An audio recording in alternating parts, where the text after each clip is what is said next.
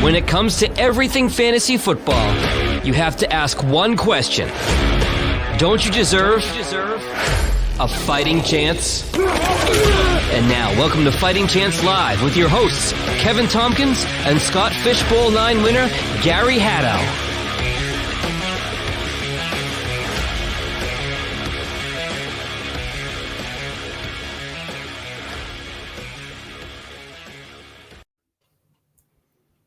Oh, man. And then you put in on our ugly mugs. Oh. Hey, everybody. Welcome to Fighting Chance Live. We're actually streaming live. Gary, how you doing, man? Oh, I'm doing fantastic. Hearing that music always gets me so pumped up. We got some great fun shit going on right here, but yeah, this is great. I'm excited. Let's talk some fantasy, and we've got some great people to do it with. Below me on the screen, you've got Fantasy Alarm's Ryan Hallam, the former godfather of Fighting Chance. Ryan, how are you doing, my man? Former? Come on. I'm doing great, man. I know, just got rid of me as soon. Nah, man, I'm great. That intro is awesome. That got me jazzed up. You guys are great. I'm so happy to see you, man. Kev, I know you've been talking for like a year and a half about getting into podcasting. It's so awesome to see you now live and doing it. I'm proud of you for jumping in. And Gary, man, from some dope I used to talk about Survivor 2 to not only Fighting Chance to winning Scott Fishbowl and now podcasting. I feel like Michael Scott. It's like my kids grew up and they married each other and got a podcast. This is awesome. I'm deep into another Office rewatch, so I appreciate Michael Scott reference there. Man. Absolutely. So good to see you guys. So good to talk to you, Kacey. Mwah. I love all three. It's so good to see y'all kicking ass and taking names and going forward. And this is awesome. I'm so excited to join you guys. We are excited to have you, so thank you so much for coming on here. Kacey, how are you? I am excellent. Very excited to be here. All right. There you go. Short, to the point. Yeah. Hey, you guys, I'm old and it's late. I'm the old one here. 9 o'clock. I'm the old one here. I am an old soul. That's right. I'm also the only one in the Eastern time zone. Y'all are an hour behind me. I'm the oldest one and the latest one. So let's get a little energy, Case. Come on. All right, I got alcohol. I got I just ate dinner. Alcohol. I'm good. There you go. Now that's the girl I know. There you go. Excited. Let's do this. Bring your open bar energy. Come on now. I know, but that's after a few drinks. I got to get in the flow. Right. So, I've only had one right now. So Hold on, Gary, what baby food are you drinking today? I really like drinking out of my son's cups. They're plastic. Like I don't have to worry about everything else we drink out of are glass mason jars from our wedding like 5 years ago. So I love having these cups just because they're nice and light and easy. They're cute. There's no nipple in there. What's going on? No, just some vodka and Diet Coke. I needed a little bit of caffeine and everything, and I was out of Dr. Pepper. So Gary, there's my Niners beer glass. There we go. I love it. My Niners wine glass when this glass is empty. That's perfect. And nobody better say shit, but I am drinking White Claw. Come on, Ryan, just go. No, you know what, Kev? don't start. 4 months ago, I would have made fun of you, but I saw so many people on Twitter talking about White Claw, and I was like, you know what? I'll try it. And I had one buried in the back of my fridge from some party we had like over last summer, and I had it. And while I don't see myself drinking a lot of them, I'm good with them. They're tasty. They are tasty. Yeah. No. I don't make fun of dudes drinking White Claw anymore. I'm good. You drank one, and then this pandemic started. I blame you. You know what? You opened up a can of Corona. I did a video tasting of me drinking a White Claw, and it got like 43,000 views. And I couldn't effing believe it. Holy shit. So yeah, it was crazy. It was like my most viewed tweet ever. So for drinking a White Claw.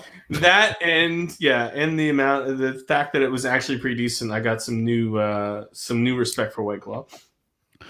That's awesome. Yeah, I was pretty much peer pressured by Kate, Michelle, the Majouks, and Gary for at least to try White Claw, and then I've had to deal with this one up here about having to buy White Claw. Just drink vodka soda. Jesus, guys. I love vodka. I'll drink vodka forever, but I saw this and then everybody told me lime was the worst flavor, but I love lime anything. So tried it. Fantastic. And whatever. I'm drinking what I want. I always have White Claw in the fridge, so I like it. I love it. That is awesome. All right. For anyone that doesn't know, I just want to make sure that everyone understands with Ryan Hallam. So yeah, he did create Fighting Chance. We all are now or at one point have written or ran Fighting Chance, and he was the one that really brought us together. I got introduced to Ryan via Fantasy Survivor, and we started talking on Twitter. And then one drunken day, I asked him if I could start writing for the site, and here we are. And then Kacey, how did you end up meeting Ryan? I posted that old Tim Turner was like, "You're so big in the fantasy community, but you don't write anywhere." And I was like, "He's right. I don't write anywhere." And then Ryan was like, "Hey, do you want to write for Fighting Chance Fantasy?" And I was like, "Yeah." Nobody else has ever asked, so sure, why not? And then, the rest is history. Ryan making stars one after the other.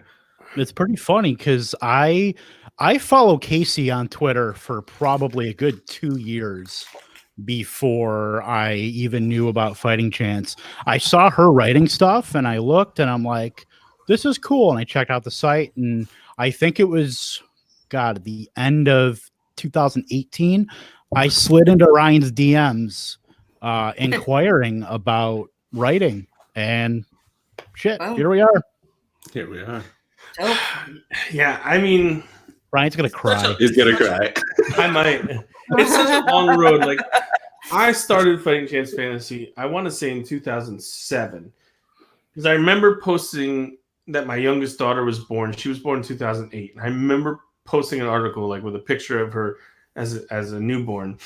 So it was either early, it had to be late in 2007 when I started it, and it was just me. I started by myself.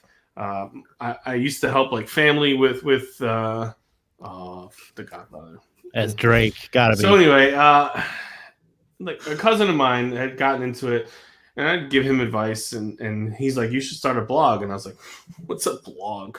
I had no idea. Nobody was doing it, and I am not technologically inclined at all. Everything you've seen in Fighting Chance either comes from someone else. I can write, I can talk, I can't really do too much else. And there's just so many steps along the way of me starting it and going and stopping and starting and going to Fantasy Alarm and having to quit and coming back and asking for Fighting Chance back from Fantasy Alarm, because it did technically buy us the first time. So it was someone else's property. And, some dirty sock in the bottom of the closet, I'm not doing anything with it. You can have it back. To the point where our tech guy, is a friend of mine. And, it's like, well, we could build something. Because when I came back, it was a WordPress blog that I found that worked with mobile. So it looked basically like an 8-year-old built. Maybe Ewan could build a blog like I had built at one point. So I need to build this up a little bit. So a guy, I got together with him, me and Steve, and he's like, I'll build you a site. He's like, but I need to, we'll split any revenue 3 ways. And I was like, well, I never say this, but I was like, I don't ever plan on making any money off of this. So what's 1/3 of nothing? Go for it. And it built what Fighting Chance is today, which is a pretty badass looking site, I have to say, even though I had zero to do with it. And slowly me and Steve built something, got a little bit of traction. I was able to keep a lot of relationships in the industry, my time away. So when we built it back, it didn't come from zero. It came from, it wasn't here. It was kind of here. So when we did mock drafts, we had Steve Gardner, we had Bob Harris, we had the best in the business were joining us for things, for podcasts, for mock drafts, for articles. It was, we had a little bit of an advantage over other people starting from scratch. And then, we started bringing people in. We brought in Jim Day, who's moved on. And then Brian Drake, I got him off a mock draft where I thought he was in the industry somewhere. I was looking for a last second replacement. He answered. So, and I thought his Twitter handle was, I think it was Softball Jesus. So I'm like, all right, so he writes somewhere. I'll ask him to come in. I remember that. Yeah. So after the mock, I was like, dude, where do you write? And he's like, no, nowhere. I was kind of looking. So, I brought in Brian, and then he found Dwayne. And then, Kevin, like Kevin said, he reached out, and Gary and I met through Survivor, and Kacey. I just shot in the dark, and I had seen you as well on Twitter for a while, and I was like, this chick is pretty cool. A million shot to one. I reached out to you. The fact that you probably already were somewhere because you had 3 times more Twitter followers than I did, and somehow you said yes as well, and we built this fucking awesome cohesive team. 2 years ago we had an incredible season. Last year, it was weird. Gary moved, you moved, Kev moved, Steve had a new job. So many things happened in 2019. Wasn't exactly the best year for us, but we all kept active on Twitter. We made a move forward. Everyone got in the Scott Fish Bowl. Scott Fish himself DM'd me, and he's like, who are your people? I'll invite everybody. And everybody got in. Fucking Gary won the goddamn thing. That's right. Crazy. Yeah. Kevin's got the shirt on. And you know what? It has, for a small site or smallish site, has a fuckload of street cred. Yeah. And you guys all just kept it together.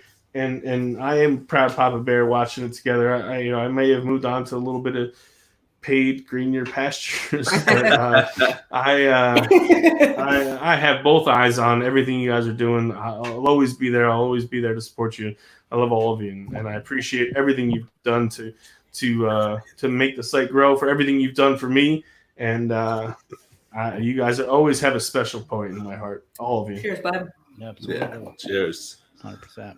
Man, I love sitting around getting to hear Grandpa tell stories about how we all came to be. Right? All right. Let's move Speaking on. of grandparents. Let's not start crying. We gotta go. So we spent all this time since the NFL draft happened talking about the rookies, where they landed. Last week we talked about running backs, wide receivers. We did a mock draft before. I mean, we've done a whole bunch of different stuff. But today I really want to talk about the veterans that have actually won. They've gained some stock. They're people that maybe you don't even want to go with, especially if it's in Dynasty, because you're thinking, oh, they're getting older or whatnot. But man, there's a lot of value to be had. And so where better to start? Let's start with the running backs. It's always going to be my favorite place to go. So I'm just going to kind of go through some names and throw some questions at you, and we'll kind of go from there. So someone that's near and dear to me is Austin Eckler. I will say, just personally, I traded out of the 104 in a 10-team dynasty. I got Eckler and I got the 204. And at the time, I was like, this is amazing. And then all of a sudden, I was like, shit, this is pre-draft. What was I thinking? Why would I have waited? Oh my God, I kept going through the entire draft. Every round, I was like, when do the Chargers pick? When do the Chargers pick? When do the Chargers pick? And lo and behold, they didn't pick a running back until the 4th round. So what are your thoughts on Austin Eckler going into 2020, whether it's redraft or dynasty? You guys pretty high on him, pretty low? You think he's just going to be stable? Where are we at? Kacey. I'm still pretty high on him. I mean, they waited until the 4th round to take a rookie, like you said. And, he was kind of Phillip Rivers' security blanket. And now that he's not there, it's kind of a toss-up as to who that guy's going to be. But he's shown that he can do it. He's always a reliable guy out there catching passes. And, Kelly's more of like a short yardage type of guy. Eckler's more of like, give me the ball. I catch it. So I'm just, and Gordon wasn't anything, he didn't play the first 4 games last season, and Eckler showed that he could do it, So, I mean, I don't see why he would be someone that you could be down on. Like, I could see you being maybe a slight tick down on him just because the quarterback situation. But I mean, Phillip Rivers isn't anything amazing anymore. So, yeah, and with Rivers gone, I mean, that's just such a huge kind of what's going to happen if it's going to be Ty God, if it's going to be Justin Herbert with a rookie that was drafted in the 1st round. It leaves a lot up in the air. And so with his prowess being this pass catching, last year he got 92 balls. Do you think it's going to be, if I set the over under at 80 catches, is it going to be over or under? Kacey. I know. I'm thinking. I'm sitting here reading it. I'm like, can I say 80? No, I'm saying. No, I think it'll still be over. Okay. I mean, Mr. Projections, what do you think?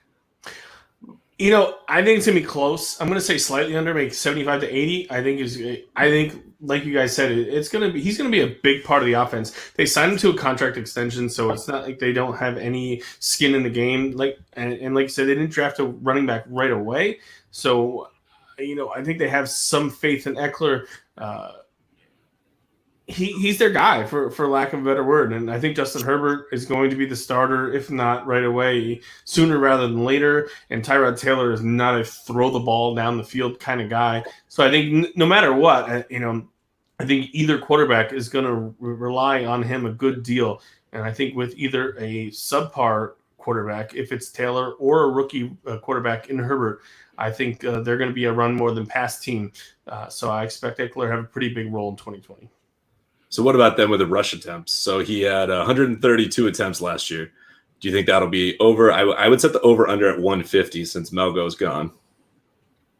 I think it's going to be significantly over. Okay. I would say pretty close to 200.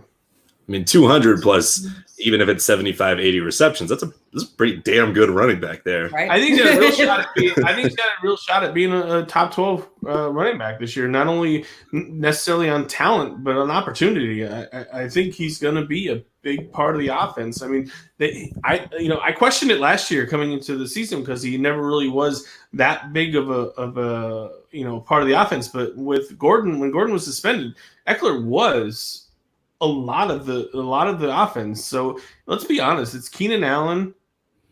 Mike Williams is a 40-yard catcher, nothing. And Hunter Henry, as much as we like him, isn't awesome. So it's Keenan Allen and Eckler is the vast majority of the offense. I don't even know who their third wide receiver is anymore. I have no idea. Does it matter? Gone, and obviously Tyrod Williams is gone. So yeah, I don't think it matters. I just think that Eckler right now, with people being scared off of the quarterback situation, I think that's going to present a lot of value in leagues. Now, when I look at Tyrod Taylor, the last opportunity he's gotten has been 2015 to 17 with the Bills. And he never really he had LaShawn McCoy. He didn't really use him too much. I think it's high with 57 receptions in one of those years. And then you look at Justin Herbert. Throwing the ball at Oregon, his last 2 years, 17% of completions went to the running back. He's had Royce Freeman. He's had some decent backs out there. He just hasn't been able to get to him. But as far as Austin Eckler, I'm going to go with he's going to be right around that 80 catch mark. I don't think he's going to catch have 932 yards like he had in 2019. Yeah. I think it's going to come down significantly, but I think he's going to, it's him and Keenan Allen in that offense. And I'm very worried about Mike Williams. I'm very worried about Hunter Henry. I think you're going to see a lot of that target share stay with Allen. You're going to see, Eckler being the main focal point of that offense. Yeah. So I think he'll be right around the 150 attempt mark. I'll go over slightly. I think he's going to see, a spike in touchdowns just based on necessity. Fair enough. I mean, I think we're all pretty much in agreement and see what happens there. I do just have to ask one last in terms of, veteran winners. Is Justin Jackson a winner that they waited until the fourth round, or is Justin Jackson a loser because Joshua Kelly is going to come in and steal that role? I kind of think neither. I think he's going to have his role. I think he's going to be a 75 carry guy. Yeah.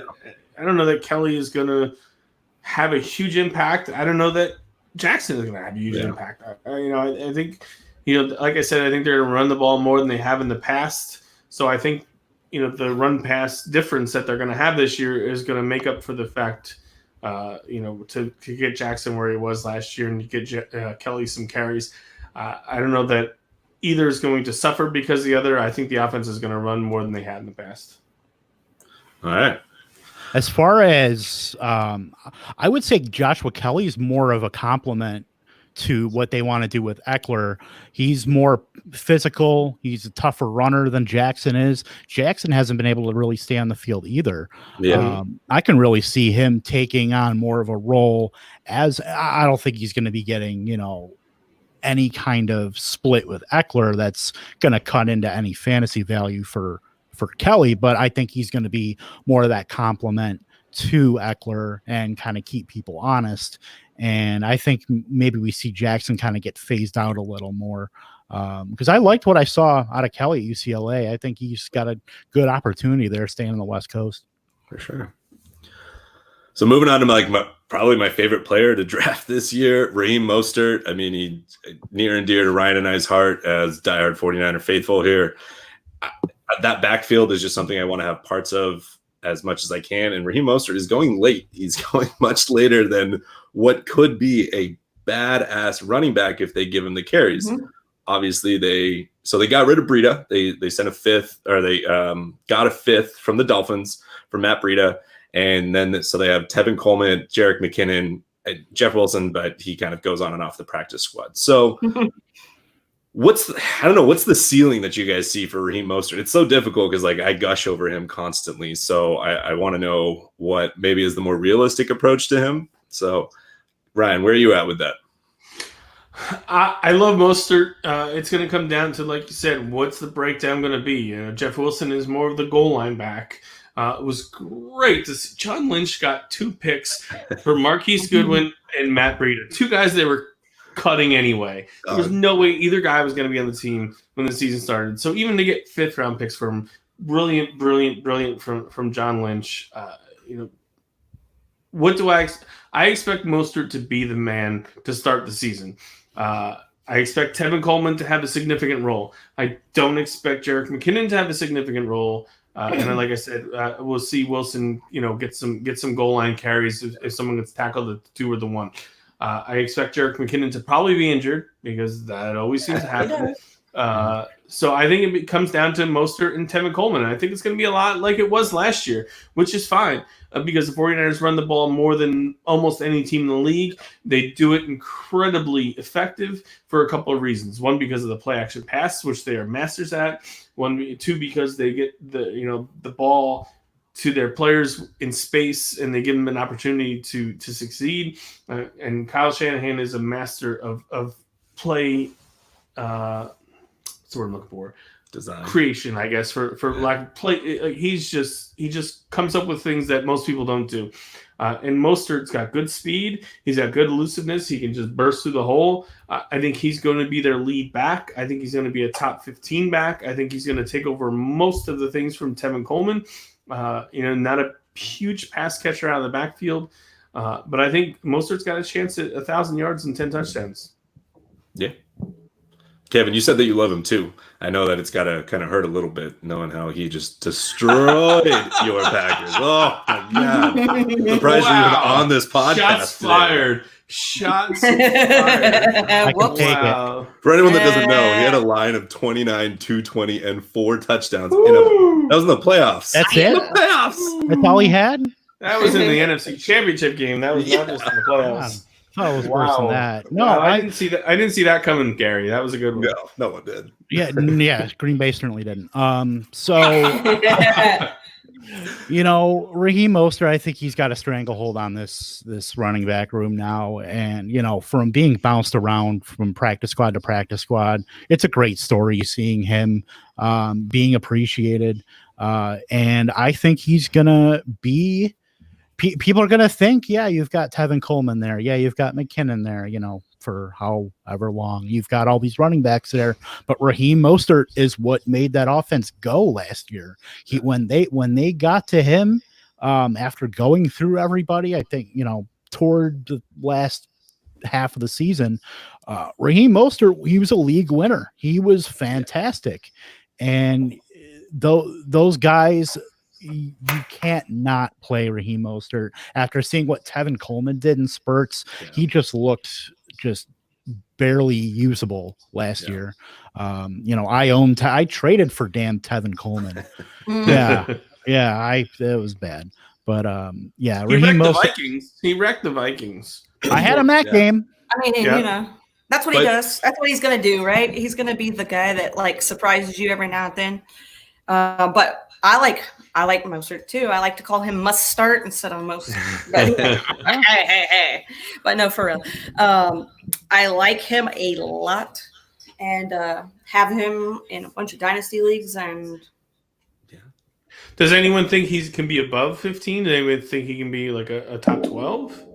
Oh yeah, I definitely do. Just the way that the team plays. So from week 9 on up until short of the Super Bowl, so all the way through the NFC Championship, he had a touchdown every game, except for the Minnesota game. But why did Coleman have a good game? Because Mostert was sick. He was dehydrated. He started off the game 4 for 30, and then had to come out due to cramps from dehydration because he was sick. So I just everything about him, I love him. I want to hug him. I want to go surfing with him. I don't even know how to surf. I want to. I was going to say he does. Yeah, it's amazing. You guys he's like from Hawaii, so he knows how to surf. Yeah, there you go. In case anybody doesn't know why he does this. Yeah, he's from Florida. It's fantastic. I thought he's Hawaii. He's Florida? He went to high school in Florida, and when they were in the Super Bowl, they actually renamed the day Raheem Mostert Day. But I will step off my gushing love wagon and stick in the NFC West. And gushing love wagon. Yeah. That sounds dirty. The love wagon was bad enough, but we're going to jump to the evil Seahawks and their running backs. Oh, man, but they're such good value. So we got Chris Carson, we got Rashad Penny. They didn't draft a running back until the 4th round. Carson's coming off an injury. Penny tore his ACL late, looking like he's going to start the season on the pup. So where are we at with these two, Casey? Are you loving Chris Carson's value? You think DJ Dallas has a chance to step in there and take over some of the work? I mean, I really love Chris Carson's value right now. How can you not? They did, like you said, they didn't draft a running back right away, and I mean, he's got Rashad Penny there that's going to end up, like you said, on PUP. Like, we can't discredit that. Last season he had 8 games where he had 20 plus carries. So, I mean, I can only see him being 100% healthy, coming in and at least repeating the same thing, if not doing even better. He's not a sexy name, I guess you could say. People aren't on the Chris Carson train as often as they probably should be, but he's still a reliable guy. So you can take him a little later and still have that value there. It's crazy how much people love DK. They really like Lockett. Most people would say Wilson is just a fantastic quarterback, as much as it pains me. I mean, he really is just amazing. That back end zone throw that he threw to Lockett last season, I think was still one of the best passes I've ever seen. So yeah, I don't know why people wouldn't be higher on Carson. I mean, just if Penny's not going to be there, why wouldn't you want a piece of the offense that you want a piece of everything else there? And they give them the ball, like their identity is running it, and then having Wilson bail them out in the 4th quarter. Mm-hmm. Injury. That's the main thing with Chris Carson, is if he can stay. I mean, he's coming off an injury of his own. Rashad Penny's got, as Casey said, he might hit the PUP list. Well, I would say likely to hit the PUP list. Yeah. So, DJ Dallas has 6 games, maybe more, to see, maybe get a early return on investment there. Yeah. And maybe if DJ Dallas, shines, who knows if Penny's going to get that opportunity again? Because I'd say Dallas getting drafted by Seattle in the 4th is more of an indictment on Penny than anything else you could say about Seattle's backfield. It's just another solid quality option to have back there. So I haven't been really high on Rashad Penny. Chris Carson, again, he's like an Eckler that you could maybe get another half round or round later. And he's if he's healthy, he's probably going to rush for over 1,000 yards, 10 touchdowns with the amount of run that Seattle, their run pass splits. I mean, who wouldn't want Chris Carson? He's a perfect low end RB1, high end RB2. Yeah. Carson gets disrespected each and every year, it seems, and I don't see this year being any different. And like Gary, I'm a humongous Seahawks hater.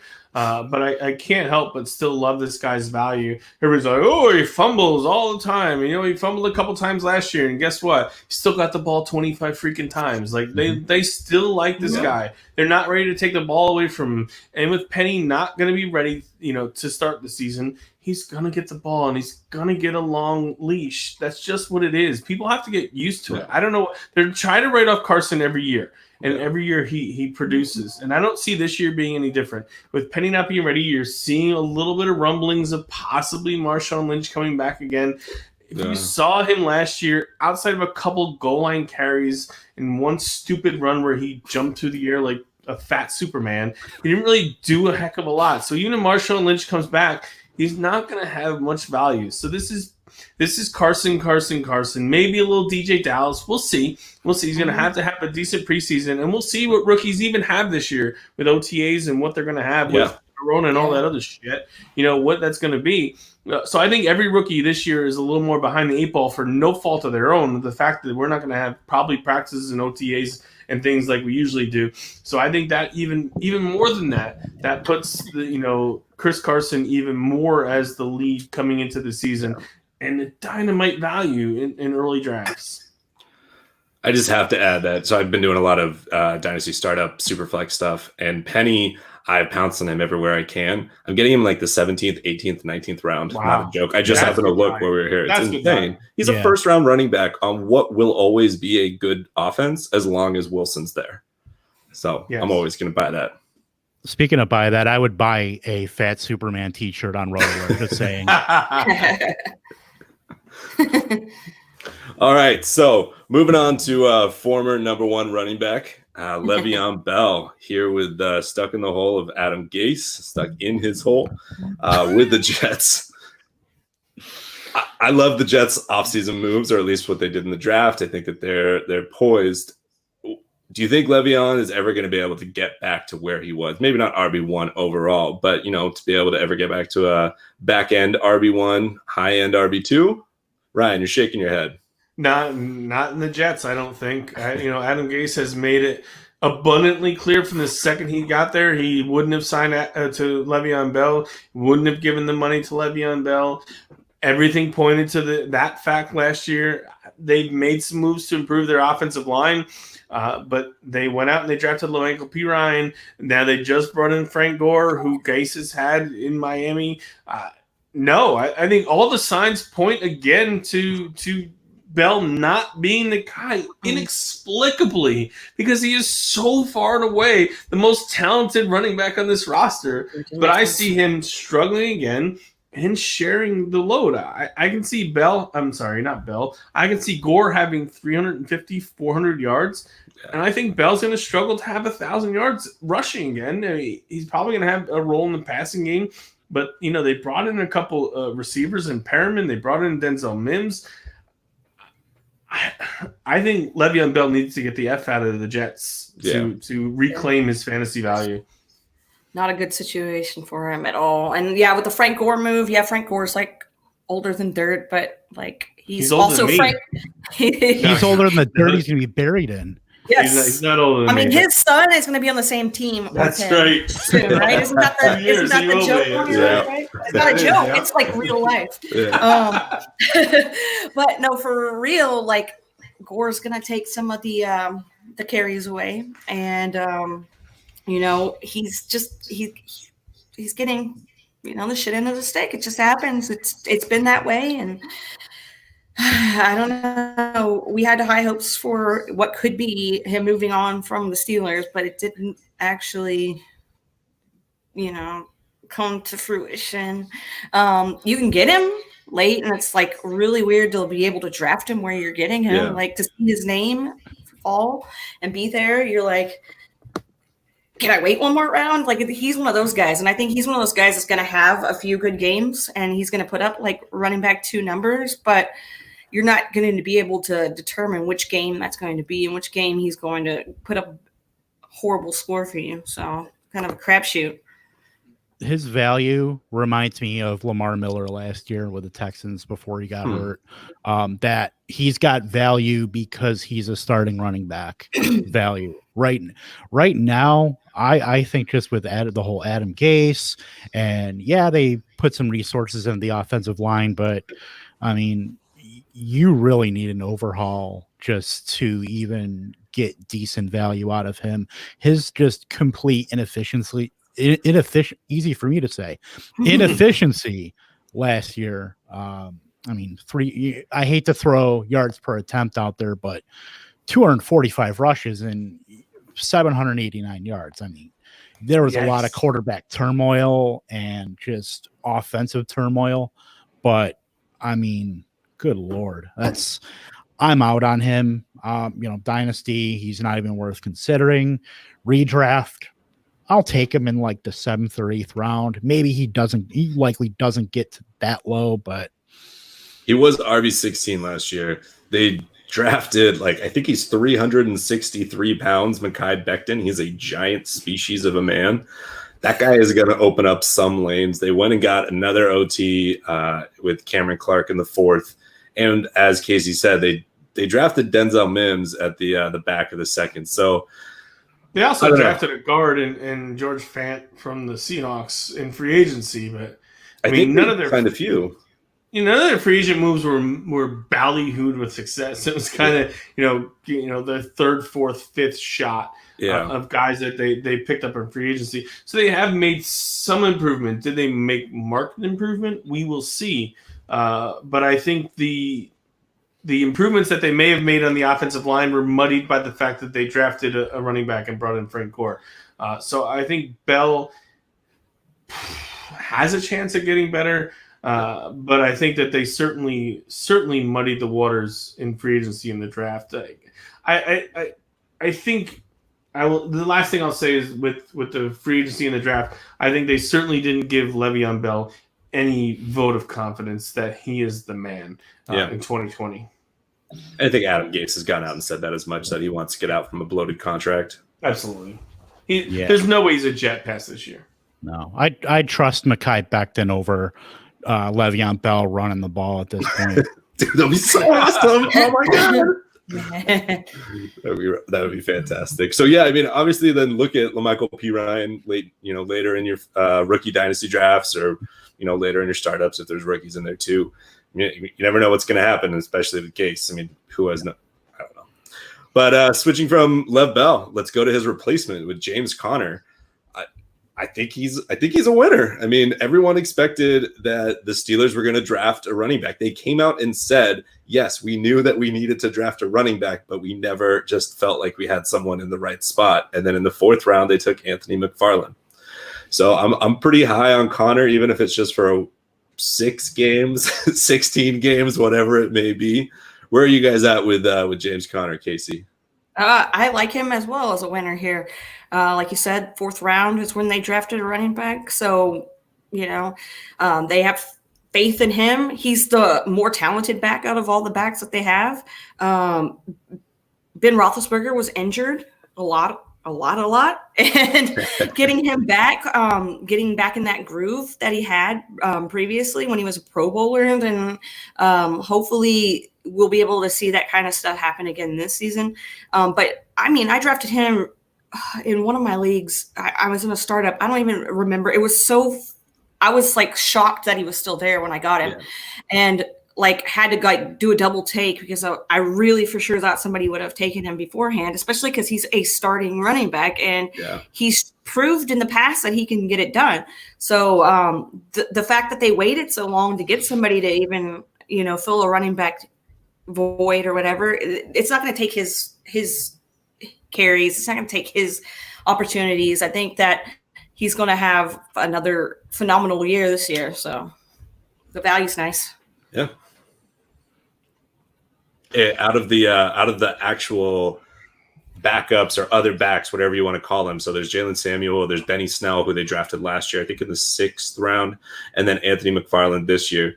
Who are you going to take as that backup? Because we know that James Conner is probably going to get injured. whoever falls to me at good value, any of them. I think they all have a shot at doing something. I have Benny Snell already in one of my leagues, just sitting there on the taxi squad from last year. I don't know. I'd like to see what Anthony McFarland can do in the limited whatever they get to show off what they can do. Yeah. But yeah, I don't know. If I draft Connor, I might just throw a Hail Mary and hope that whoever I pick is the guy. In Kevin and I's dynasty startup that we did just the week before the draft, James Conner went in the 8th. In the dynasty startup that I am currently doing, he just went in the 5th. So obviously the draft had a big bump there.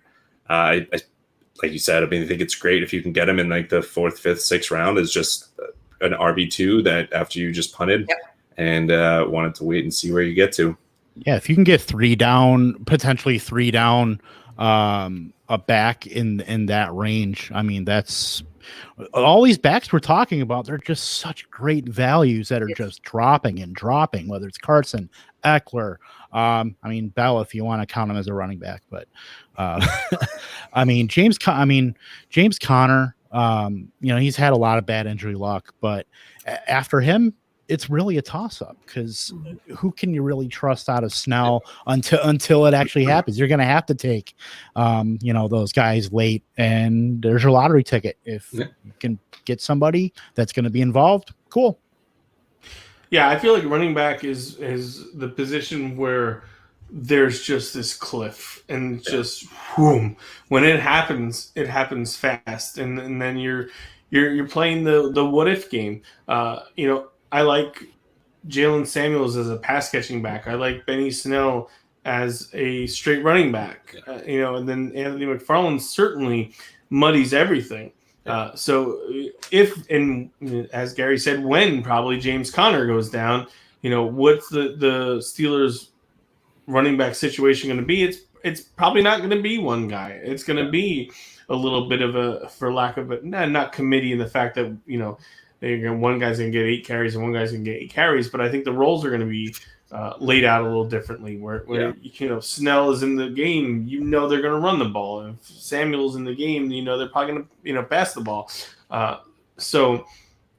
There's so many teams now where there's not a bell cow back. There's only, maybe there's 10, maybe there's 15, maybe half the teams have this guy that they're going to pound the rock with 20 times a game.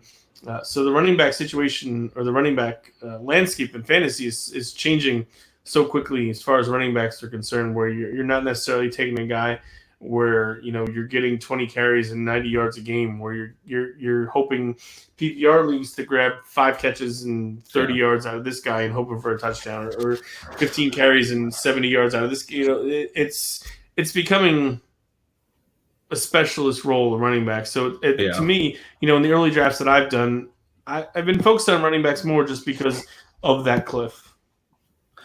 Yeah, it makes sense. And I think the cliff is no more apparent than with Todd Gurley and what happened with him after signing his big contract with the Rams. Kind of shocked a lot of people when they cut him. And where is he now? He's with Atlanta on a 1-year, $5 million contract after he signed 4 years? Was it 30, 40 million? 700 million. 700 million. $1 billion. So with Todd Gurley, I mean, what a better way to try and revamp your value, or try and get that long-term contract, show that maybe your knee isn't as bad as it is. Kevin, where are you at with Todd Gurley in this potent offense? Atlanta is going to beat him into the ground. Absolutely beat him. So we were talking probably 10, 11 months ago about load management and how many carries is Todd Gurley going to get with his arthritic knee. And, a good baseline is about 235, 250. He got 254 last year. And Todd Gurley now with nobody behind him. Brian Hill and Needle Smith do not move any sort of needle for me. A markedly improved offensive line from what he had. I mean, anything. Us 4 and some random guy off the street would be a better line than the Rams right now. Rappin. Yes, Steve Rappin. Actually, let's do Brian Drake. Steve Rappin could be an NFL center. Brian Drake is a. I hope he's listening. Brian Drake is a fly pattern flyweight, possibly slot receiver. Let's go with Steve. He's a little more big bodied. Yep. Yeah, I'll go. I love you. I love you. I'm probably more big-bodied. Than Drake? I'm going to be the new center. My 14-year-old is bigger body Drake than Drake. Yeah, but if it would surprise me if he did not finish, if he finished worse than RB8 this year, I will say that. I think he's got a chance to dramatically improve his value from 19 to 20 behind that offensive line and that offense. Give me Todd Gurley all day. I drafted him a year or two late in Scott Fish Bowl last year. Yeah, I'm curious to see if Quadri Ollison ends up taking a lot of those goal line carries, and they save him for between the tens, and put Ollison in there just when they're in like the 10 zone. I don't know. We'll see. I hope Kevin's right. I've always liked Todd Gurley, despite being a 49er fan and him being on the Rams for most of his career. I've always liked Gurley, and I was off on him when he came out of college. I didn't think he was going to be that great. And he went, I think, 13th overall. And he coming off a knee injury. And I was like, and I didn't draft him anywhere. And then he exploded his rookie year. And then I watched him play. I'm like, damn, this guy is good. Like he has just got some burst. And now this knee injury's happened. So the arthritic knee. So I hope he can continue. Of course, I don't want the Falcons to go to the Super Bowl by any chance. But I've always liked Gurley. We'll see if it can happen. I'm a little less bullish on him than you are, Kev. At his best, I think he definitely can be a top 10 back. We'll see if he can do it. I 100% agree with you. He has zero competition for carries or catches because Ito Smith and Brian Hill both suck something awful. Yeah. So if he can stay healthy. It's healthy, because if not, one of those guys might be your little diamond in the rough, even though they're not great by any means. Like, I mean, Brian Hill started 2 games last season and looked like just some dude. He just throws some guy out there off the street. So, but you know what? If you get the playing time, there's a chance that you're going to actually get to blow up at one point or another. So it's only a matter of whether or not he gets injured. And that's how it is with a lot of these guys. It's like you get the value for them because they're known as being these injury-prone guys. So why not? I mean, I might have a handful of those guys on my team and just cross my fingers and hope that one of them stays healthy. Yeah, I think that's pretty much the Dolphins' approach too. Dolphins decided, hey, we'll just have a couple guys. We're not going to draft anybody. Let's see what we can do. And so they traded a 5th for Matt Breida, like we referenced earlier. They signed Jordan Howard. None of them are particularly flashy, but in talking about just having bodies there to fill in spots, they're the type of guys that you can have as your RB3, 4, 5, even on your bench. Maybe you're using him as a flex every once in a while. Maybe take a flyer on Matt Breida, see if he can do something new in a different spot. Do you guys feel like they're worthwhile to take, or was this just kind of Brian Fitzpatrick's going to be the leading rusher for the Dolphins again? Well, I was big on Jordan Howard. Before they got Breida, I was really big on him. I still am, for the value. Again, another guy that's value, right? These guys are more value guys. Somebody's got to run the ball, and Fitz is not really, we're like this because say hello to you're here too. Yeah. So, I mean, they could throw him out there as a running back and see what happens. But no, I really like Jordan Howard. And I think that he had the opportunity when he was with the Bears. He looked great. He was Pro Bowl caliber. I mean, he was there. He went with the Eagles, decent, gets hurt.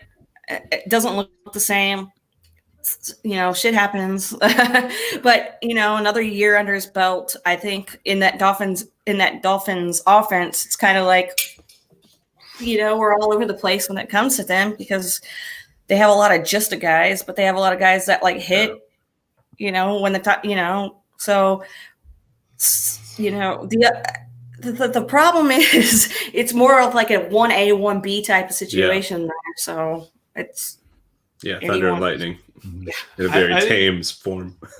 I think they're kind of a perfect complement for each other because Howard is more of a between the tackles, hard-nosed kind of guy, and Breida is the speed outside guy and also the pass catcher. Like, I believe, if I might be wrong, and someone can correct me, that Breida is burst speed was among the best in the league last year. When he gets in space, he is a lightning. And he's also a very good pass catcher out of the backfield, while Howard is the big bruiser between the tackles, goal line guy. So I think both will have some sort of fantasy value, whether it's like a low-end RB3, maybe a 4, but I think more likely a 3. We'll see how the Dolphins offense plays out with Fitz, and maybe we see Tua before the end of the season.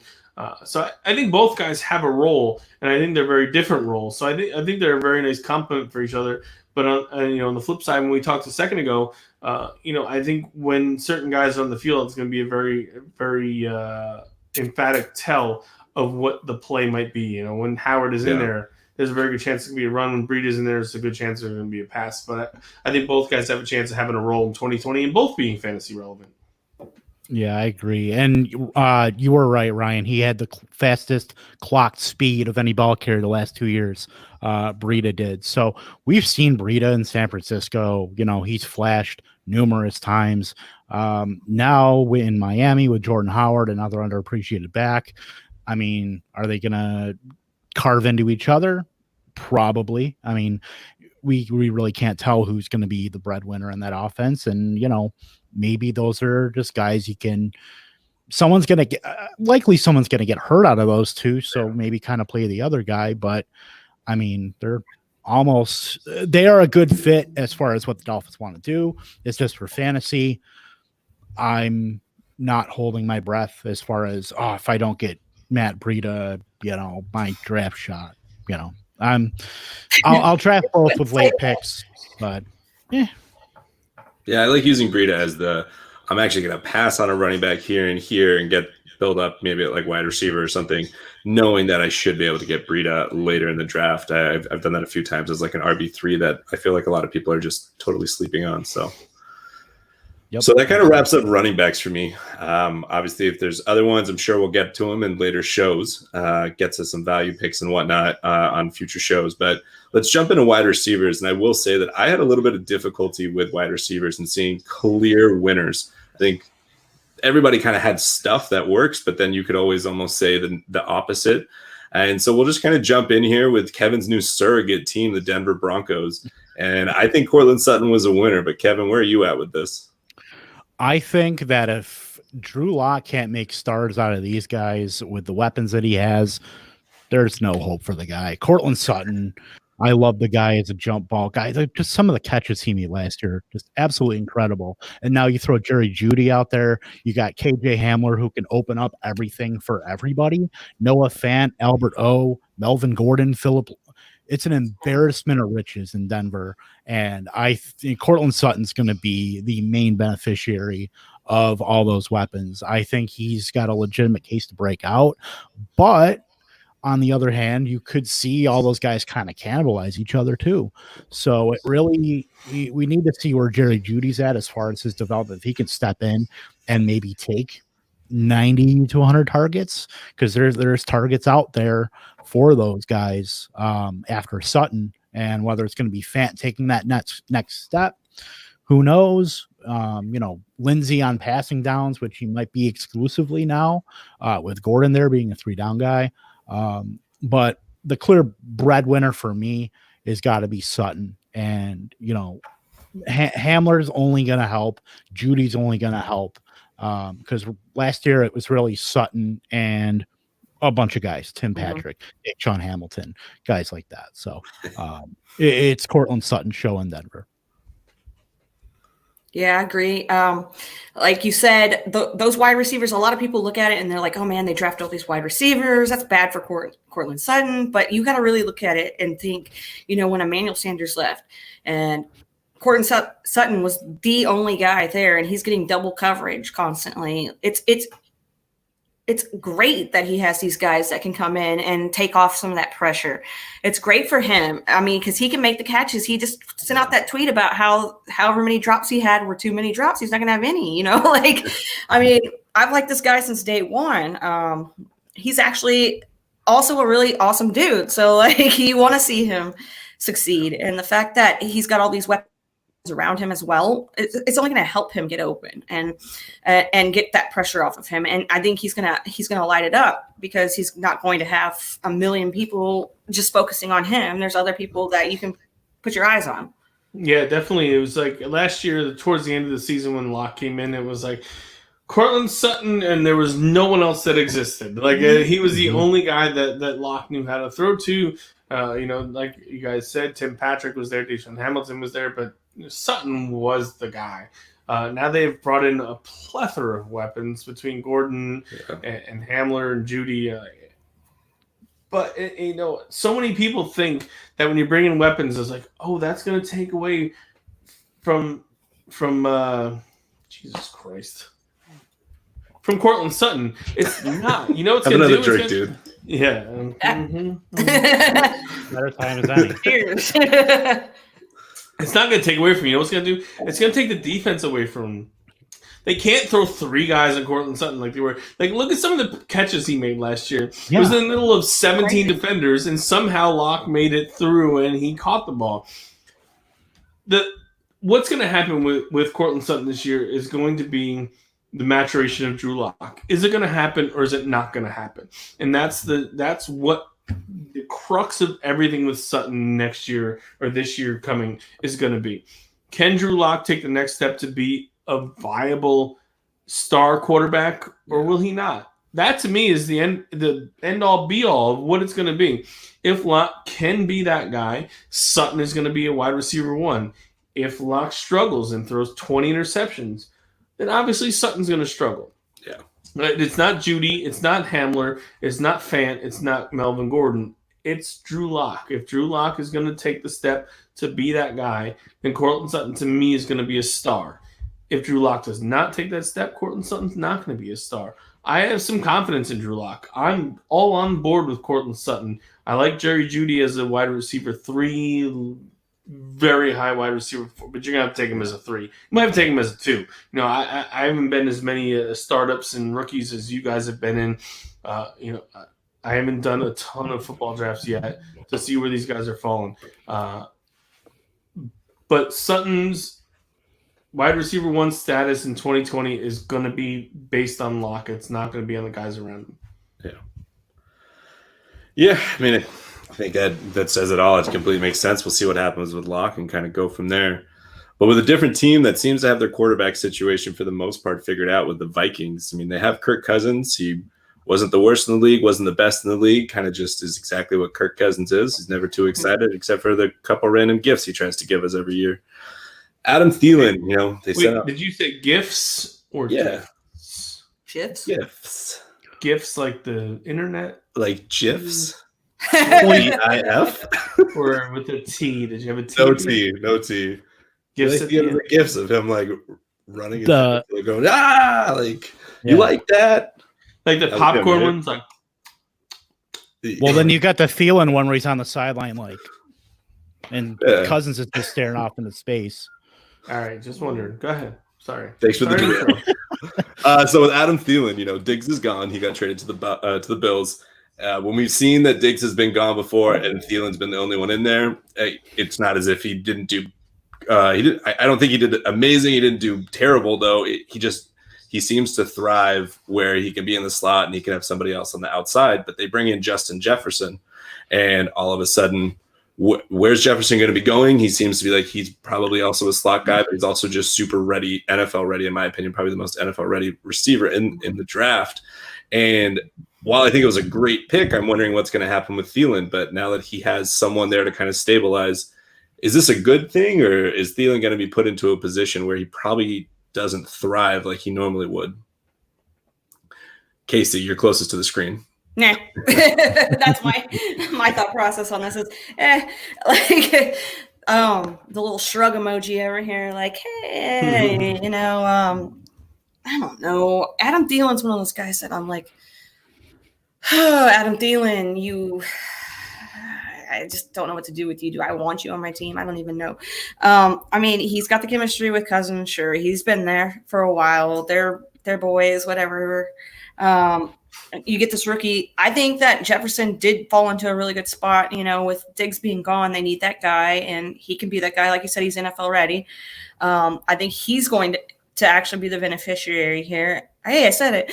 And I think that I don't think it hurts or helps. I think it's going to be the same kind of situation for him. Okay. As far as Thielen, for me, because he dealt with a lot of soft tissue injuries, hamstring, and he came back and then had to go back out, and he was out for another few weeks. With him and Jefferson being really those only two guys, and the Vikings tend to play a lot of 12 personnel with two tight ends. So Thielen being primarily a slot guy, Jefferson at LSU being a slot guy. Gary Kubiak's system in Minnesota doesn't really play a lot of 11 personnel. They only played 18% of the time, which is the lowest in the NFL, next to San Francisco at 30%. So you don't see a lot of 3 wide receivers sets in Gary Kubiak's system. So as far as from what I see in tendencies, they're going to be playing a lot on the outside, and Thielen he doesn't win on the outside as much as he does in the slot. So I think that, plus his injuries, plus his age, we've seen the best of Adam Thielen. Now, if he stays healthy, yeah, he's going to be a target monster who else other than maybe Cook or Irv Smith, should he take the next step. But they run a lot of 21 personnel with CJ Ham. That takes the wide receiver off too. So it's really tough for Thielen. I love the guy. I mean, even I'm a Packer fan. He actually grew up about 20 minutes outside of Fargo here in Detroit Lakes, Minnesota. So he's kind of a local, celebrity here. But you feel for a guy like that, who I think his best has, been the last couple of years. Huh? Yeah, I definitely think. I thought when Diggs was traded that Thielen was in a lot of trouble. When they brought in Tajay Sharp, I still thought that Thielen was in a lot of trouble. When they drafted Justin Jefferson, it got a little bit better, but I still feel like that Thielen is in a decent, a little bit of trouble. He's certainly not a wide receiver 1 to me at this point. And to me, I think he's a mid to lower end wide receiver 2. He certainly takes a hit. The Minnesota offense certainly still runs through Dalvin Cook. They are a run first offense. And we'll see. Thielen, like you said, is an impossible time staying healthy last year. And soft tissue injuries, we'll see if he can come back this year. He's not a young kid. We'll see what happens. The Minnesota offense is, I don't want to say in flux, but it's not a sure thing by any chance. Yeah. And Thielen is a question mark coming into the season. If he's my second receiver, I feel okay. My third receiver, I feel great. But I don't see drafts where he's going to be your third receiver. I think you're going to have to take him as your second and roll the dice and hope that he stays healthy. Yeah, I mean, it definitely makes sense. And as Adam Thielen's kind of approaching, I don't know if it's the end of his career, it's not that, but going past his prime, we kind of have the exact opposite situation with the Steelers. And we have Juju Smith-Schuster, who's incredibly young. It's shocking how what is he, 20, 21? And, it seems like they didn't really, he's still the guy there. I know, Kacey, just going to throw it back to you because we were talking about this beforehand. What are your views on Smith-Schuster going into the season? I mean, I think he's one of those guys that, last year he did not live up to what we wanted him to live up to, but he's not the guy that they were trying to make him be. And he's a slot guy. He thrives in the slot. He looks a lot better in the slot. I mean, that's where he gets his stuff done, and that's how he becomes a Pro Bowl kind of guy, because he can actually, go out there and show you what a slot receiver is supposed to look like. And I think that if they move him back to doing more of that, which I think that they will, I think that he's got an opportunity to bounce back from last season and make you not regret taking him as early as you did. Yeah, Juju, I think I completely agree. He needs to be in the slot. That's where he operated, the most efficiently. Now that they've got Deontay Johnson, they drafted Chase Claypool, they've still got James Washington. I think Juju can make a nice home in the slot and get back to recovering some of the value that was lost from last year. Juju Smith-Schuster in the slot averaged 22.1 PPR points per 100 snaps from the slot versus 11.7 PPR points per 100 snaps on the outside. And I'm going to make a little bit of a pitch here because he is a free agent at the end of 2020. So we know about Juju Smith-Schuster's bike and how, a couple years ago, or his rookie year, that it got stolen. Green Bay likes to has their players ride their bikes to training camp. I'm just saying, nobody's going to steal your bike in Green Bay. That would be incredible. I mean, I've heard you that definitely floating could use him around. in Green Bay. That he'd be great in Green Bay kind of thing. So, I mean, I would like to see that. That'd be delightful. Surrounded by Jordan Love. Yeah. Kev, they got Devin Funchess. You're good. You don't need him. You got Devin Funchess. You got frying pans for hands. Devin Funchess. I mean, so Devonta Adams was like the next guy on my list. I mean, he has to be a clear-cut winner, right? Oh yeah, he's a winner, hands down. The yes, one. Yes and no. I mean, yes, that they didn't draft anybody else, but no, that the defense is going to focus all over him.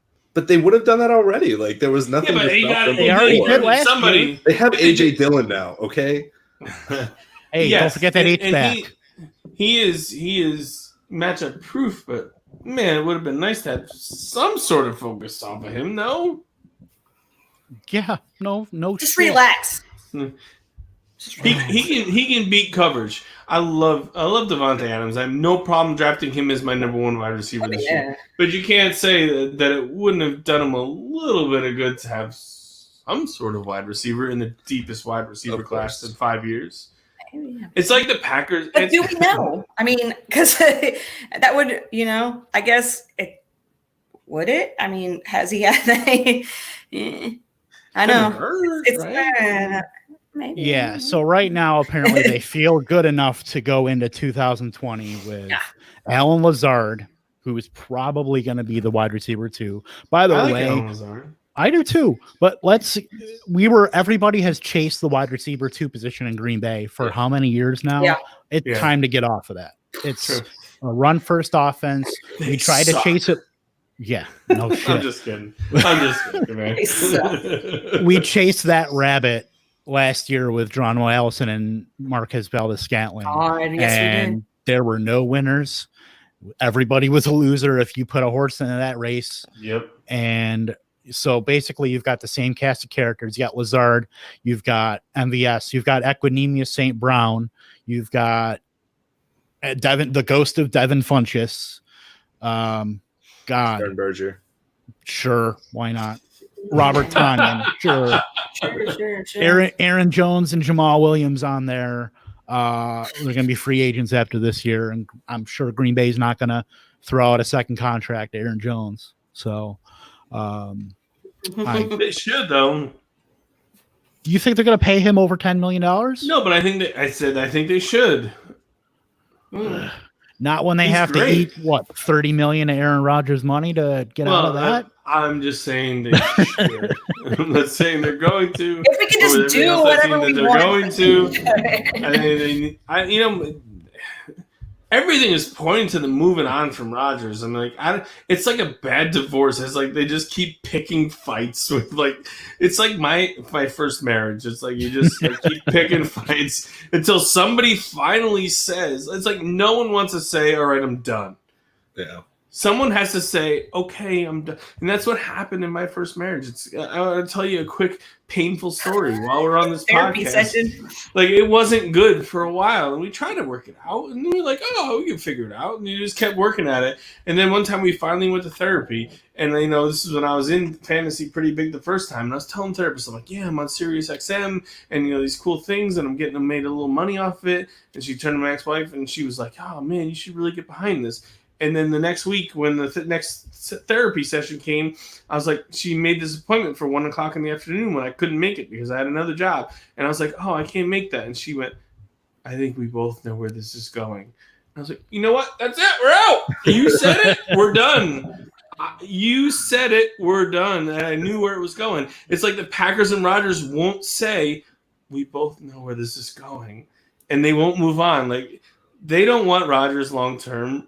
Yeah. Rodgers might want to stay there, he might not. But this isn't working anymore. Like, they need to move on from each other.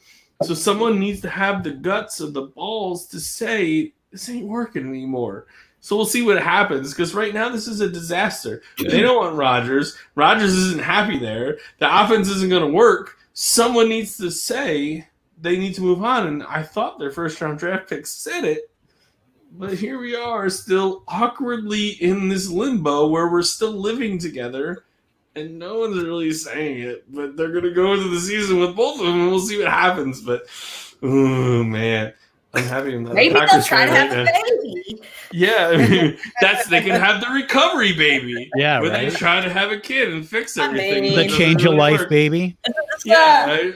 Though. I mean, what are you gonna do? That's kind of like what AJ Dillon is, the recovery baby, and that's not happening. He's a big baby. Oh man, the Packers are a mess, bro. I'm so sorry, dude. Trust me.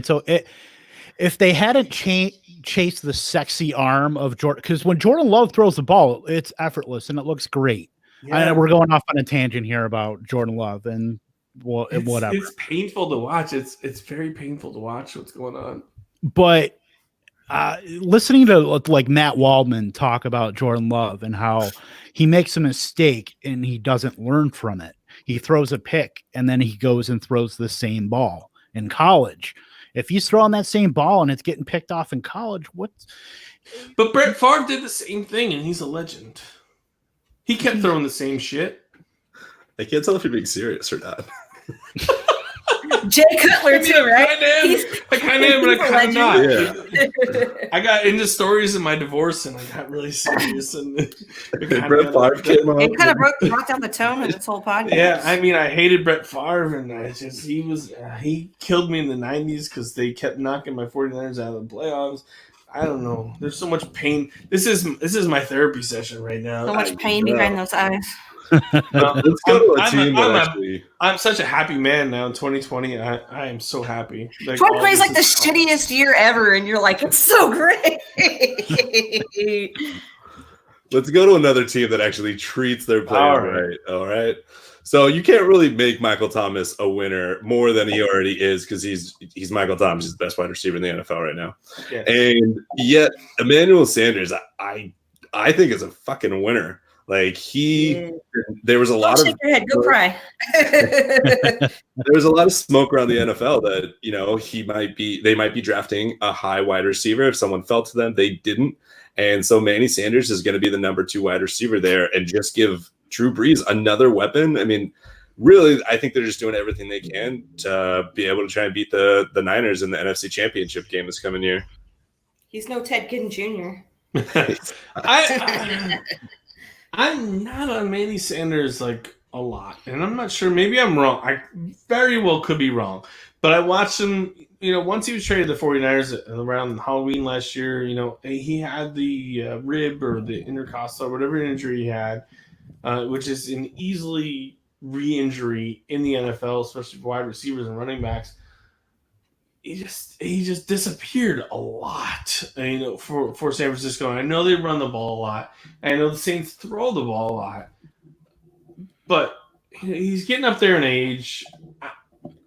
Maybe I'm completely wrong. But there hasn't been a number 2 in New Orleans in a very long time. Yeah. I mean, some of it's Alvin Kamara. They have Jared Cook at tight end. Personally, I'm not sold on Sanders. Casey, I saw your tweet. As a bench guy, as a wide receiver 4, as a wide receiver 5, I'm all in on Sanders there. I don't have my expectations set so high that he's going to be Michael Thomas. He's going to take over from Michael Thomas there or something like that. No.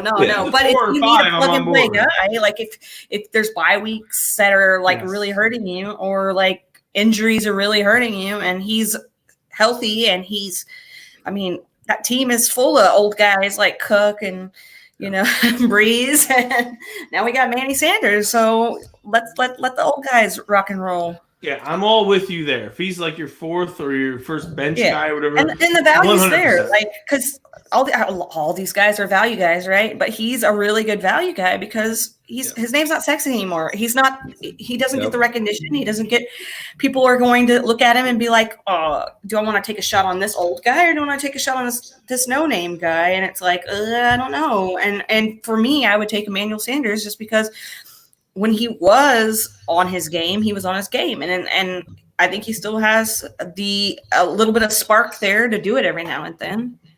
1000% agree with you in that scenario. Yes. So don't expect anything too crazy. I don't want people coming at me being like, oh my gosh, Kacey said that Emmanuel Sanders is going to be Michael Thomas's replacement. But yeah, he's got juice still. I mean, we saw those videos before, it was ACL recovery, and he's a perfect flex. I'll say that maybe he can return some wide receiver 3 value, in bye weeks. I have no problem putting him in my lineup there. You're going to see in drafts a lot his decision between guys like him and like Paris Campbell when you're up in like maybe the 10th, 11th round. And I'll take Emmanuel Sanders all day. Hell yeah. He's your wide receiver 4 that it has a good chance to return low end wide receiver 2 numbers. There's always one every year. And I mean, you're giving him with Breeze, and who the hell, like, it's not as if they can put that much coverage on him. He's just not that type of wide receiver anymore. And that's why I have him as a winner completely. For me, he's an upgraded Golden Tate. That's about where I'd feel way more comfortable, with around that value. Mm-hmm. That makes sense. So jumping back down into Florida, going down to Miami again with Devonta Parker, Preston Williams. Both of these guys seem to be huge winners for me. They didn't go out and draft anybody. I think Devonta Parker still kind of scares everybody, so no one really knows where to take him because he had such an amazing finish. But Preston Williams, he didn't get a ton of stats or whatnot. He was 32 for 428 and 3 touchdowns over 8 games. But his last game of the season was 5 for 72 and 2 touchdowns, and then he tore his ACL. And so I think these are 2 guys that are going to be steals in their drafts because they're just going to keep falling and falling. Whether it's Fitz or Tua, I think that they're both going to be steals. And Preston Williams in particular is going to be one of those in Dynasty. Like, how did we let him fall so far? Oh, love them both. Yeah, I can't get enough. I hated Devontae Parker. You can ask Steve Rappin how much I've hated Devontae Parker throughout his career. Because Steve has always been kind of guy like, oh, maybe this year it's going to happen. And I destroyed him year after year after year on a podcast that this guy was never going to make it happen. But last year, I watched and he sold me. Like, he put it all together. Not a lot of guys put it together in their 5th year. Like, Post hype. Yeah, like this never happens like as late as it happened for him. But it did, and I bought it. And I watched towards the end of the year, and he was a difference maker. He got separation, and I'm all in on Devontae Parker. And Preston Williams, just like you said, like, he only played 8 games, but he played 8 impressive games. And he's only getting better. And with Ryan Fitzpatrick, I think it's going to be even better, assuming he can stay healthy, which is always a caveat with every NFL player. But I am all over drafting either or both guys. I think Miami's going to score some points this year. I love Preston Williams as a later sleeper pick. I love Devontae Parker as a even a late wide receiver 1. And if you really wait and he's your number 1 guy, I think you're still going to be okay if you draft, if you go running back, and you just start batting wide receivers. I think you can still survive with him as your number 1 receiver. It's a little bit of a gamble. You'd like him as your high end number 2, but I think he's going to have a fantastic season. I think Miami's going to put up some points this year. For sure. Exactly. I mean, he's a top 10 guy last season. Like, it sucks that you're not going to be able you're not going to be able to get him for what you got him, but you're still going to be able to get him for a nice price.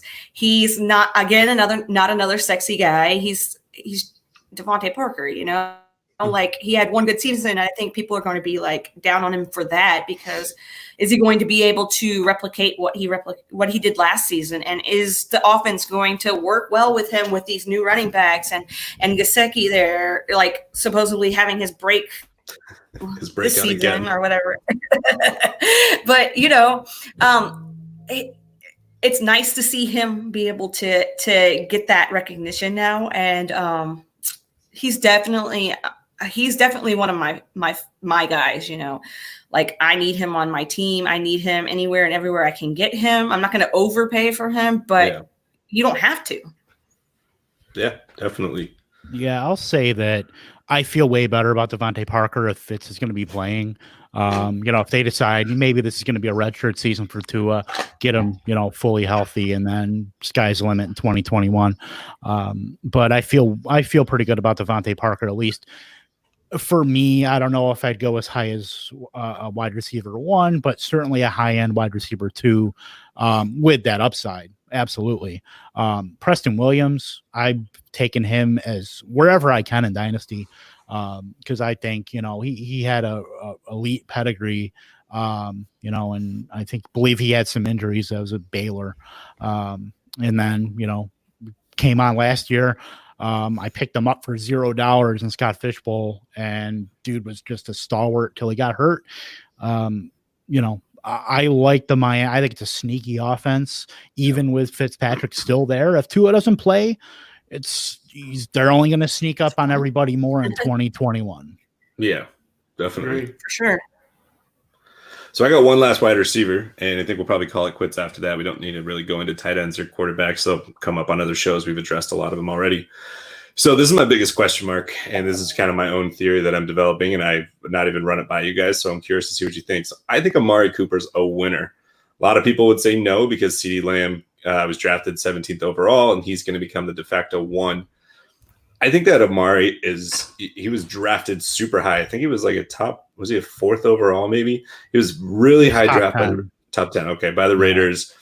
And he's shown flashes, but then he just disappears. Mm-hmm. I think what Amari needs is a swift kick in the ass that he's not the biggest dog in town. And all of a sudden, he's going to work with CeeDee Lamb, and they're going to push each other. And I think they're both going to be just badass wide receivers, and it's going to make Amari a better wide receiver. What do you guys think of this? A 5-year, $100 million contract doesn't exactly say you're not the man.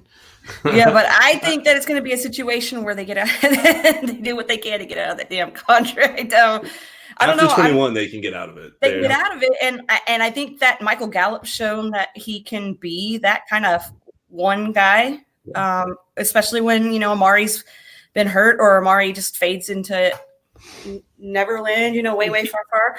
He was very hurt most of, at least the second half of last year. And he was not himself. And I mean, he's one of those guys. When he was with the Raiders, there's a reason the Raiders let him walk. I like Amari Cooper a lot. I think he's a great wide receiver. I was so happy when the Cowboys got him. Yeah. But I'm so big on Michael Gallup. At first, I was like, oh my gosh, this hurts Michael Gallup so much. But I don't think it does. I think it can only help. And I can see a situation, and my crazy situation is where Michael Gallup's 1 and CeeDee Lamb's 2, or vice versa, once they get out of their contract with Amari Cooper. Yeah, I completely agree. I think that it's going to be 1 to 2 years of Amari Cooper as the 1A, 1B with Lamb. Gallup is definitely a short-term loss.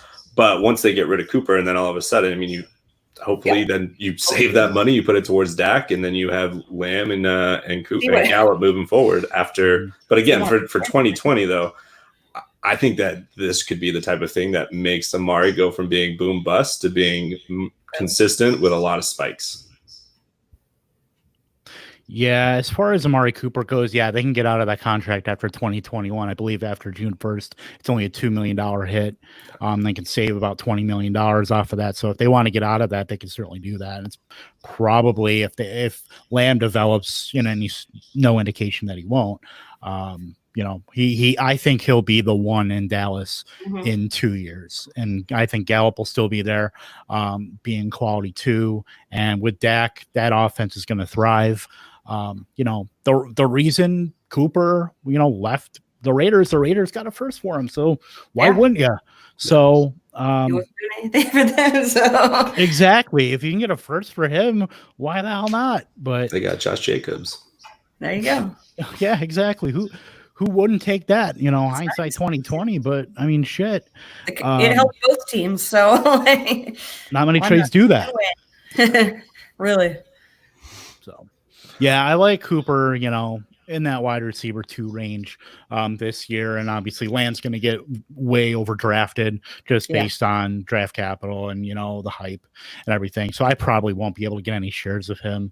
Dynasty's obviously different, but it's maybe Gallup takes a hit this year, but I think they'll still, all 3 of those guys will be above 85 targets. Cooper, I'd say, probably would lead at least in 2020. All right, well, that kind of does it. Like I said, we're not going to jump into tight ends because there's no winners there, and quarterbacks we'll save for another show. Thank you guys so much for coming on. It is such a pleasure being able to actually see your faces and talk to you guys and get another one of these under our belts. It's awesome. Thank you. Let's go real quick. Ryan, where can we find all your stuff at, and your Twitter handle, and anything else you want to tell everybody? Oh, of course, you can find me at Fantasy Alarm. Find me on Twitter at Fighting Chance. I'm doing a weekly quarterback position preview. I've done 4. My 5th will be coming this Monday. Doing a weekly Survivor DFS since there are no sports. There's one more week of that. I'm doing some live streams. Some is sports related, some is not. I know Friday at 3, I'm on a 5-person live stream, sports and otherwise. So of course, tune into fantasyalarm.com. Subscribe to the Fantasy Alarm YouTube channel. You can find me there.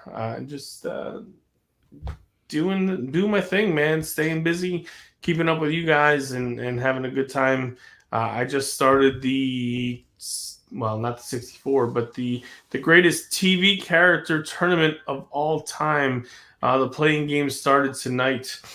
So, of course, stay tuned to my Twitter at Fighting Chance for nightly polls on who is the greatest TV character since the year 2000. And hopefully we'll have some fun with that over the next couple weeks. Now, I'll step up with that. All 4 of us, I'll start. Who do you think is going to come out of that bracket as the winner? And I'm going to go Michael Scott, and I think it's going to be a runaway. Michael Scott was not in it. It's one person per show, and I chose Dwight Schrute. Oh, you're killing me, dude. All right. Dwight Schrute was The Office. What? I'm killing you. She didn't watch The Office. Bombs. So, Kacey Kasem. But I would have picked whoever's on that show to be a winner because I know everybody loves it. Here's Kev. Here's my rationale. Michael Scott was always supposed to be the lead, of course. He's the main character. Dwight became a legendary character as kind of like a 1A. He did. But man, he is like one-liners and just bits and just everything. So much went off him, and just trying to be a little bit different. I went with Dwight Schrute. Well, I'm looking at the bracket right now, and I'm looking at the number 1 seeds. We've got Tyrion Lannister. We've got Walter White. We've got Dwight Schrute as the number 1 seed, and we've got Frank Gallagher. And I'm going to go. All shows I don't watch. Casey, what are you doing? Jesus Christ.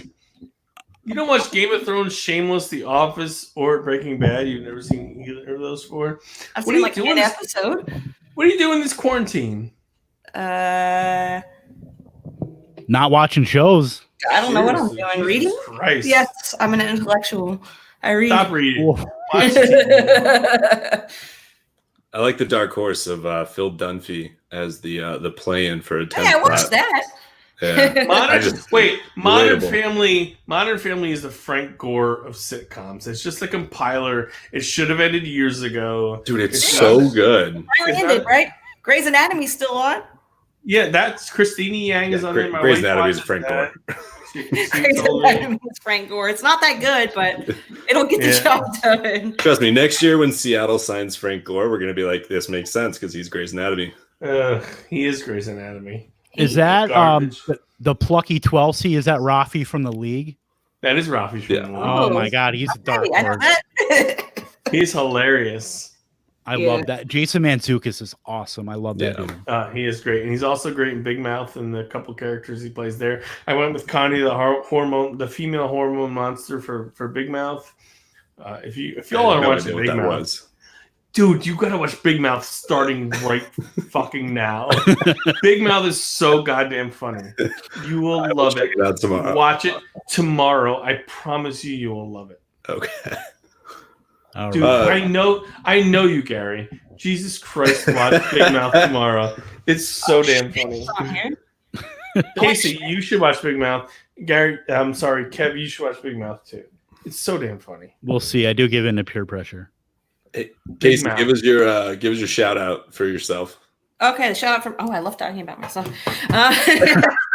Happy anniversary, Kacey. By the Yeah, way. happy anniversary. Thank you. Happy anniversary. Thank you. It's so quarantine lovely.